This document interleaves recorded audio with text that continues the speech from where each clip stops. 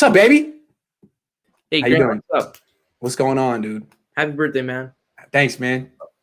How you Hey, doing? thanks for inviting me and Vish on your show. Let's do it Yeah, next week. I'd love to have you guys on. Sweet. All right, so a couple questions. First of all, I want Trent Williams back, but it looks like he might not be coming back. Right. And I'm of the belief that the center is the most important position on a Shanahan offensive line. So I was thinking about it. Corey Linsley from the Packers is probably going to hit free agency. Would you lose Trent Williams and keep Linsley? Because Trent Williams is going to be looking for $24 million. Linsley would be around $13 million. Would you lose him and Verrett, or would you rather keep Linsley and Verrett or have Trent Williams?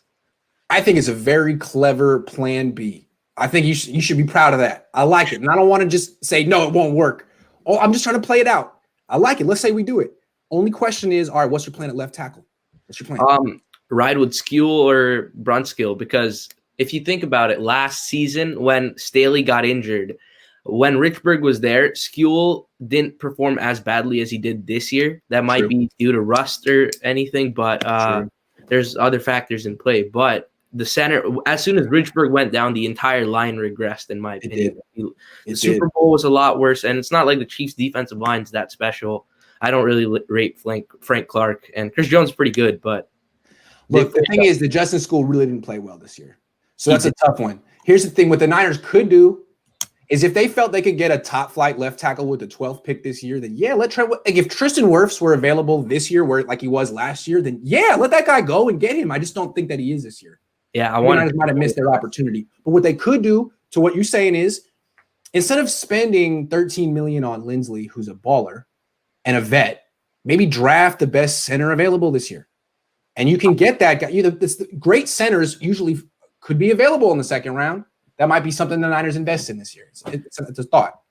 Yeah, the guy from Alabama, I think he won the best center of the year. There's always a guy from Alabama. There's always a guy from Alabama. So he's gonna fall in the draft, I think. So that might be an intriguing. That guy. Yeah. Yeah.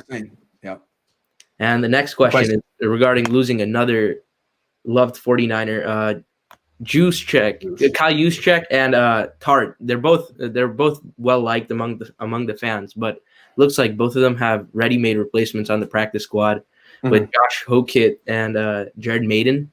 I like both of them, and there's a reason why the team kept Hokit, because it's their project to replace him, no question.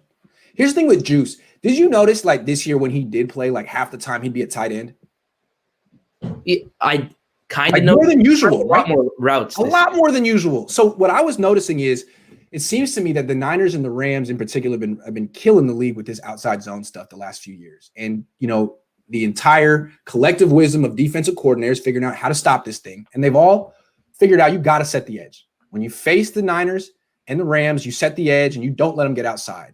And it's taken Sean McVay in particular a while to figure out what to do to combat that. They didn't run the ball at all in 2019. And what Sean McVay figured out, maybe Stefanski too in Cleveland, is widen the surface of the defensive line with extra tight ends. Because if they're going to pack it up and set the edges, okay, well, now put seven dudes on the line. And now the gaps are bigger in between. And you're seeing the Rams in particular have a lot of success with two tight ends. And if you're going to set the edge, well, now I'm going to push that edge setter out with two tight ends and run inside. That's what the Niners did. That's what the Rams did. And you get that second tight end in motion. So he hits them with some force. Maybe the Niners want to evolve that way and have a guy like a second tight end who starts, who can play a little fullback in a pinch like Charlie Warner. Yeah, so I think that's the evolution. Yeah. I think Charlie Warner, maybe we possibly see maybe him, or maybe they draft another guy. Hey, this I don't know who they're going to take, but if Kyle Pitts is available with the 12th pick, the Niners might have to make an exception, because that to me looks like a future Hall of Famer. I don't know. He's like he's more of a Travis Kelce type. I don't think his blocking is exactly. I don't care. He looks like the kind of guy who could lead the league in receiving, like the whole league, like Kelce did.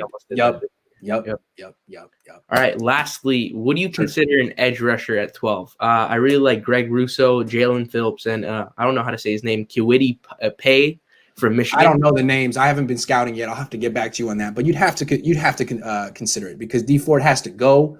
You don't know what you're going to get from Nick Bosa, although you're optimistic. And that's a huge, huge need. If so is corner, but they're almost neck and neck. Yeah, you'd have to consider it. If there's a stud there who can play like Brian Burns or D Ford before the injuries, yeah. Greg Russo's like 6'7". He's huge. He's like a DeForest Buckner type. So they need a speed rusher more than they need a big power guy, though. Yeah, so I don't know if they can find that. Quick. It's like a Von Miller, but like all right, great. All right, man. Well, hey, thanks so much for waiting and coming on. And I'll come on with you next week. All right, look forward.